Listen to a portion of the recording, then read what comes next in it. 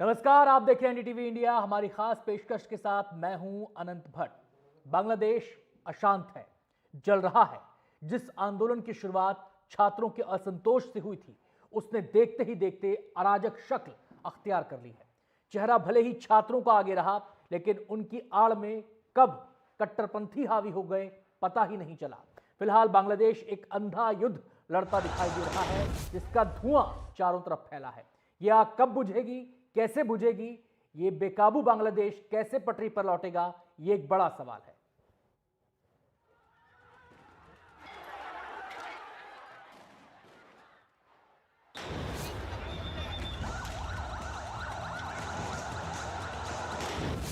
बांग्लादेश के मंदिरों में तोड़फोड़,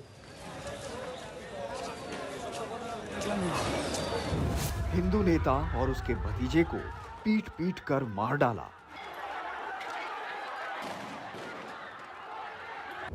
हिंदू गायक के घर में आग लगा दी।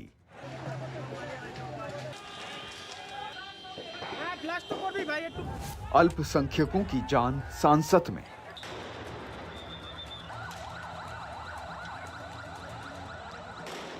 बांग्लादेश के हालात देखकर लग रहा है कि शेख हसीना के विरोध के नाम पर सजा वहां के अल्पसंख्यकों को दी जा रही है।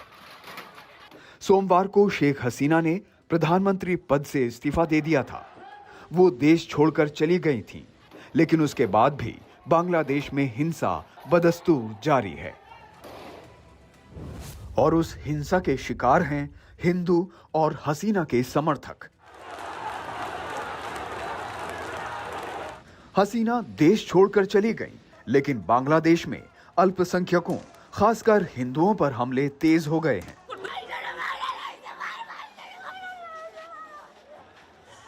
बड़ी संख्या में हिंदुओं के घरों, बिजनेस ठिकानों और धार्मिक स्थलों को निशाना बनाया गया। इस हिंसा के खिलाफ बांग्लादेश में भी आवाज उठ रही है, लेकिन कट्टरपंथी उपद्रवियों के शोर में वो आवाज दबी जा रही है। हम आगजनी के बिल्कुल खिलाफ हैं। हम नहीं चाहते कि किसी के जीवन और संपत्ति को किसी भी तरह का नुकसान हो, खासकर अल्पसंख्यकों को। हम सब चाहते हैं कि लोग धैर्य रखें।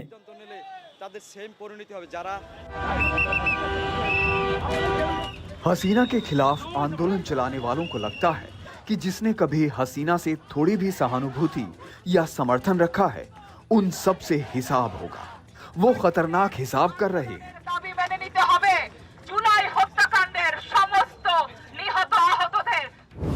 बांग्लादेश के म्यूजिक बैंड जोलर गान के लीड सिंगर राहुल आनंद के घर पर भी कट्टरपंथियों ने हमला किया। राहुल का घर ढाका में है। कट्टरपंथियों ने घर में लूटपाट की और उसके बाद उसमें आग लगा दी। बांग्लादेश के एक अखबार से बातचीत करते हुए बैंड के संस्थापक सदस्य सैफुल इस्लाम ने कहा कि राहुल आनंद और उनके परिवार सदमे में हैं। परिवार ने एक गुप्त स्थान पर शरण ले रखी है, जिसके बारे में कुछ खास लोगों को ही मालूम है। हमला सोमवार शाम करीब 4 बजे के आसपास हुआ। इस दौरान परिवार किसी तरह निकलने में सफल रहा। इस्कॉन के मंदिर दुनिया के हर कोने में पाए जाते हैं। भगवान कृष्ण के प्रेम, करुणा और स्नेह के संदेश वो दुनिया को देते हैं। लेकिन बांग्लादेश में कट्टरपंथी उन्माद की भेंट इस्कॉन के मंदिर भी चढ़ गए। खुलना के मेहरपुर में इस्कॉन मंदिर में पहले मूर्तियों में तोड़फोड़ की गई। इसके बाद मंदिर को आग लगा दी गई। मंदिर में मौजूद 3 श्रद्धालुओं ने किसी तरह अपनी जान बचाई। कल शाम 5 बजे हमारा मंदिर पे दुर्घटना हुआ। आज शाम 5 बज रहे, 24 घंटा हो गया। फायर सर्विस का कोई नाम गंदा भी अभी तक नहीं आया। इधर के क्रिश्चियन के ऊपर ऐसा कोई हमला नहीं होता है, लेकिन हिंदुओं के ऊपर बहुत ज्यादा हमला हुआ। हिंदू का जो जितना मकान है और जितना जो इनका व्यवसाय प्रतिष्ठान है, उनका सब लूटपाट हो गया।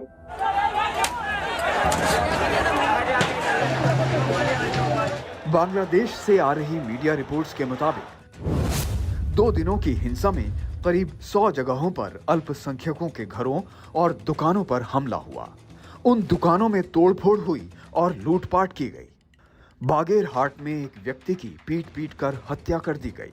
रंगपुर में अवामी लीग के हिंदू नेता हरधन रॉय और उनके भतीजे की पीट पीट कर हत्या कर दी गई। बांग्लादेश में अल्पसंख्यकों, खासकर हिंदुओं में अभी दहशत का माहौल है। उसकी राजनीतिक आंच आप हिंदुस्तान में भी महसूस कर सकते हैं। आप दुनिया की तस्वीर वर्तमान में देख रहे होंगे। कुछ तो हमें इन चीजों को देखना पड़ेगा, क्या है इन सब का कारण। आज भारत के तमाम पड़ोसी चल रहे हैं, मंदिर तोड़े जा रहे हैं, चुन चुन करके हिंदुओं को निशाना बनाया जा रहा है, और तब भी हम इतिहास की उन परतों को ढूंढने का प्रयास नहीं कर रहे हैं कि इस प्रकार की दुर्भाग्यपूर्ण स्थिति क्यों वहां पर पैदा हुई है, क्यों पैदा हुई है। 15 वर्षों तक प्रधानमंत्री रही शेख हसीना के खिलाफ जनाक्रोश ऐसा है कि कट्टरपंथियों ने बांग्लादेश में फिल्म प्रोड्यूसर सलीम खान और एक्टर तथा उनके बेटे शांतो को भीड़ ने जिंदा जला दिया। सलीम खान ने शेख मुजीबुर रहमान पर बनी फिल्म को भी प्रोड्यूस किया था। जिंदा जलाने से पहले सलीम और उनके बेटे को बुरी तरह पीटा भी गया था। बांग्लादेश का हालिया अतीत आंदोलन था, वर्तमान बेकाबू है और भविष्य एक बड़ा प्रश्नवाचक चिन्ह बना हुआ है। हमने बार बार कहा है कि इस फांसीवादी शासन के तहत सामूहिक हत्या, अपराध और भ्रष्टाचार में शामिल लोगों को कानूनी प्रक्रिया के तहत न्याय के कटघरे में लाया जाएगा। आप कानून को अपने हाथ में ना लें। हम ना तो बदला चाहते हैं और ना ही रक्तपात, बल्कि एक शांतिपूर्ण बांग्लादेश चाहते हैं। द्रुत समयेर मध्य गठन करा होबे। उपद्रवियों के तेवर से लगता है कि सिर्फ शेख हसीना की सत्ता की बलि लेकर ही वो मानने वाले नहीं हैं। कट्टरपंथियों ने न सिर्फ बांग्लादेश में शेख हसीना के समर्थकों और उनकी पार्टी के नेताओं को निशाना बनाया, बल्कि पुलिस थाने और यहाँ तक कि पुलिस वाले भी महफूज नहीं हैं। बांग्लादेश के अखबार डेली स्टार के मुताबिक कई पुलिस थानों से तो पुलिस वाले भाग निकले। कट्टरपंथी उपद्रवियों ने हथियार और गोले बारूद तक लूट लिए। एनडीटीवी इंडिया की रिपोर्ट। बांग्लादेश हिंसा की आग में झुलस रहा है और इस आग में सभ्य समाज के संस्कार स्वाह हो चुके हैं। अगर विरोध केवल शेख हसीना का था तो वो उनके देश छोड़ने के बाद खत्म हो जाना चाहिए था, लेकिन बांग्लादेश में इसका विस्तार हो रहा है और ये हालात नई चिंताओं, नई आशंकाओं और कई सवालों को जन्म दे रहे हैं।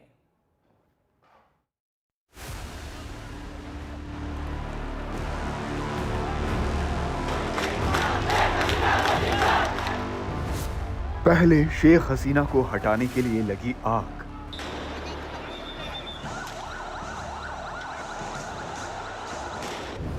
फिर उस आग को बुझाने के नाम पर लगी आग। कट्टरपंथ की आग में झुलसता शेख मुजीब का आमार सोनार बांग्ला। लेकिन उस आग की सबसे ज्यादा आंच अल्पसंख्यकों को महसूस हो रही है।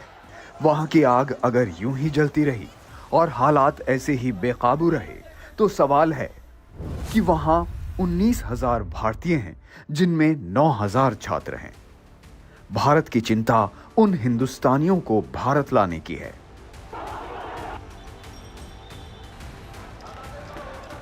ये चिंता और चुनौती इस बात से और भी बढ़ रही है कि वहां लगातार हिंसा और आगजनी की घटनाएं हो रही हैं। शेख हसीना के देश छोड़ने के बाद जेसोर में अवामी लीग के एक नेता के होटल को उपद्रवियों ने फूंक दिया, जिसमें 24 लोगों के मारे जाने की खबर आई। भारत सरकार भी इस बात को लेकर चौकन्ना है कि बांग्लादेश में हिंदुस्तानी जानमाल का नुकसान ना हो, ना ही अल्पसंख्यकों को निशाना बनाया जाए। We are also monitoring the situation with regard to the status of minorities. There are reports of initiatives by various groups and organizations to ensure their protection and well-being. We welcome that, but will naturally remain deeply concerned till law and order is visibly restored. Bangladesh का निर्माण भारत की मदद से ही हुआ था, लेकिन बांग्लादेश ने भी भारत से अल्पसंख्यकों के प्रति बेहतर रवैये का पाठ नहीं पढ़ा। 1911 की जनगणना के मुताबिक बांग्लादेश की आबादी 16.5 करोड़ की थी। उनमें मुस्लिम 90% से ज्यादा हैं, जबकि हिंदुओं की आबादी करीब 8.5% थी। 1947 में भारत पाकिस्तान की आजादी के वक्त बांग्लादेश पूर्वी पाकिस्तान था। तब वहां हिंदुओं की आबादी करीब 30% थी। बांग्लादेश सरकार के आंकड़ों के मुताबिक 1980 के दशक में बांग्लादेश में हिंदुओं की आबादी 13.5% थी, लेकिन 4 दशक में बांग्लादेश में हिंदुओं की आबादी 13.5% से घटकर 8.5% रह गई। बांग्लादेशी सरकार के 2011 के जनगणना के आंकड़ों के मुताबिक एक दशक में हिंदुओं की संख्या में कम से कम 10 लाख की कमी आई।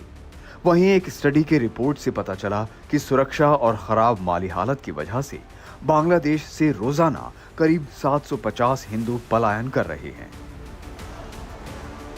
एक तरफ जहां विदेश मंत्रालय बांग्लादेश में तेजी से बदलते हालात पर नजर बनाए हुए है, वहीं दूसरी तरफ राजनीति भी तेज हो चुकी है। सोमवार से बांग्लादेश में सेना का राज है। बुधवार को खबर आई कि नोबेल पुरस्कार विजेता अर्थशास्त्री यूनुस के नेतृत्व में अंतरिम सरकार बनेगी। नई सरकार के सामने सबसे बड़ी चुनौती बेकाबू बांग्लादेश में कानून का राज स्थापित करना है, क्योंकि शेख हसीना की सरकार के खिलाफ आंदोलन करने वालों में जमाते इस्लामी और उसका छात्र संगठन इस्लाम छात्र शिविर है। जमाते इस्लामी अपने भारत विरोधी रुख के लिए कुख्यात है। वहीं आईसीएस बांग्लादेश के सीमाई इलाकों में अशांति फैलाने की कोशिश करता है। खबरों के मुताबिक भारत विरोधी गतिविधियों में लिप्त होने के चलते ही आईसीएस पर भारतीय खुफिया एजेंसियों की नजर रहती है। कहा तो ये भी जाता है कि आईसीएस उस हरकत उल जिहाद अल इस्लामी यानी हुजी से भी हाथ मिला चुका है, जो पाकिस्तानी खुफिया एजेंसी आईएसआई के साथ मिलकर काम करता है। अब सवाल है कि अर्थशास्त्र के विद्वान यूनुस कानून व्यवस्था को कैसे पटरी पर लाते हैं, क्योंकि छात्रों के आंदोलन पर कट्टरपंथियों ने कब्जा कर रखा है।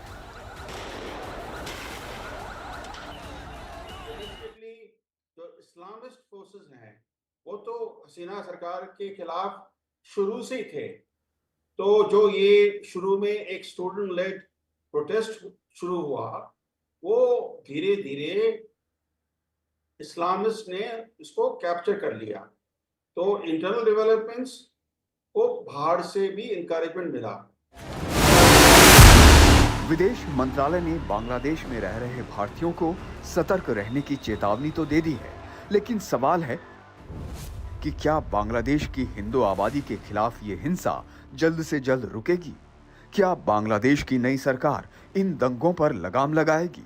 क्या भारत सरकार के कूटनीतिक कदम यहां कारगर होंगे? क्या हिंसा नहीं रोकने की सूरत में यहां फंसे अल्पसंख्यक सुरक्षित बाहर निकाले जाएंगे?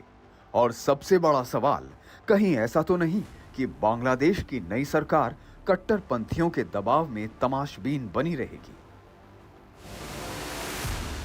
इतिहास ने बांग्लादेश को एक ऐसे दोराहे पर खड़ा कर दिया है जिसमें छात्र तो लोकतंत्र की कामना कर रहे हैं, लेकिन कट्टरपंथी ताकतें अपने लिए सत्ता का नया मौका ढूंढ रही हैं। एनडीटीवी इंडिया की रिपोर्ट।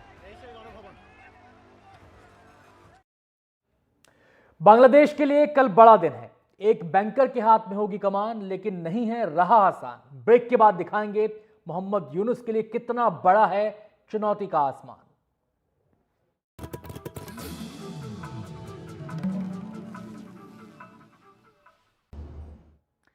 गुरुवार बांग्लादेश के लिए बड़ा दिन है, क्योंकि गुरुवार से अंतरिम सरकार बांग्लादेश की कमान संभाल लेगी। अंतरिम सरकार के मुखिया होंगे मोहम्मद यूनुस, जिन्हें पूरी दुनिया बांग्लादेश में ग्रामीण बैंक के जन्मदाता के तौर पर जानती है। लेकिन क्या अंतरिम सरकार बनने से सब कुछ सामान्य हो जाएगा? जो तस्वीरें सामने आई हैं वो तो यही इशारा कर रही हैं कि चुनौती बड़ी है और रास्ता मुश्किल।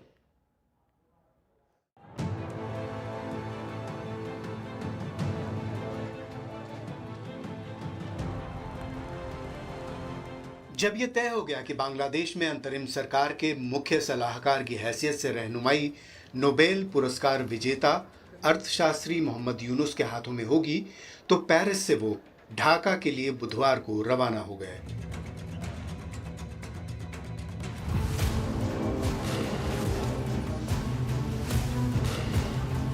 लेकिन ढाका की गलियों से लेकर बांग्लादेश के अलग अलग हिस्सों में फैली हिंसा, बिखरा उन्माद और नफरत का जहर उनका स्वागत करेगा। मैं घर वापस जाने और यह देखने के लिए उत्सुक हूँ कि वहाँ क्या हो रहा है और जिस मुसीबत में हम हैं उससे बाहर निकलने के लिए हम खुद को कैसे व्यवस्थित कर सकते हैं। सवाल यही है कि उस लोकतंत्र में, उस लोकतांत्रिक चुनाव में अल्पसंख्यकों, खासकर हिंदुओं की क्या भागीदारी होगी। ये सवाल शेख हसीना के देश छोड़ने के तुरंत बाद हिंदुओं पर होने वाले हमले से और भी अहम हो गया है।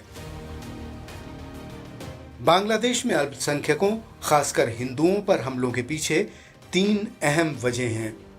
पहला, उन्हें आमतौर पर शेख हसीना और उनकी पार्टी अवामी लीग का समर्थक माना जाता है। दूसरा, धार्मिक कट्टरता के कारण गैर मुस्लिम धर्मावलंबियों से भेदभाव होता है। और तीसरा कारण अल्पसंख्यकों और हिंदुओं का संख्या में काफी कम होना है। मोहम्मद यूनुस को लेकर बांग्लादेश के छात्र बहुत अच्छी धारणा रखते हैं और उन्हें उम्मीद है कि वो जल्द ही चुनाव कराएंगे।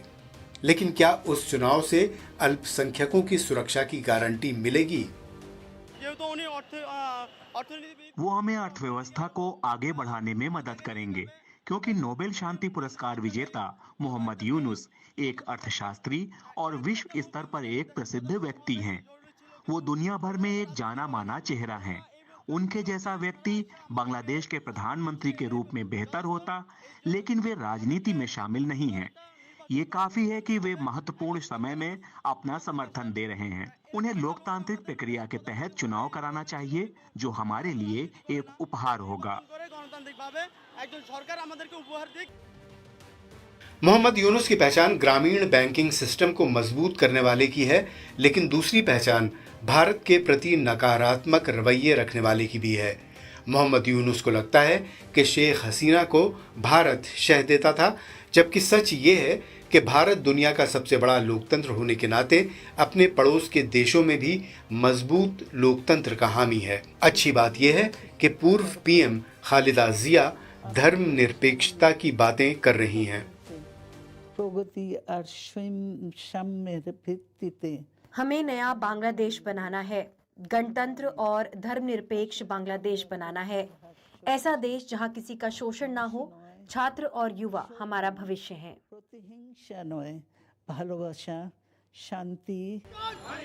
शेख हसीना के राज में भी कई बार कट्टरपंथी ताकतों ने हिंदुओं पर हमला किया। 2013 में बांग्लादेश में कई हिंदू गांवों पर हमला किया गया था। उसमें घरों को जलाने के साथ साथ मंदिरों में तोड़फोड़ तक हुई। तब कई जगहों पर हिंदू बेघर भी हुए। फिर अक्टूबर 2021 में कुरान के अपमान की झूठी अफवाहों के बाद बांग्लादेश में 70 से अधिक मंदिरों में तोड़फोड़ हुई। उस साजिश के पीछे जमात इस्लामी का हाथ बताया गया था, लेकिन दुर्भाग्य से वही जमात इस्लामी इस वक्त बांग्लादेश में अहम भूमिका में है। एनडीटीवी इंडिया की रिपोर्ट।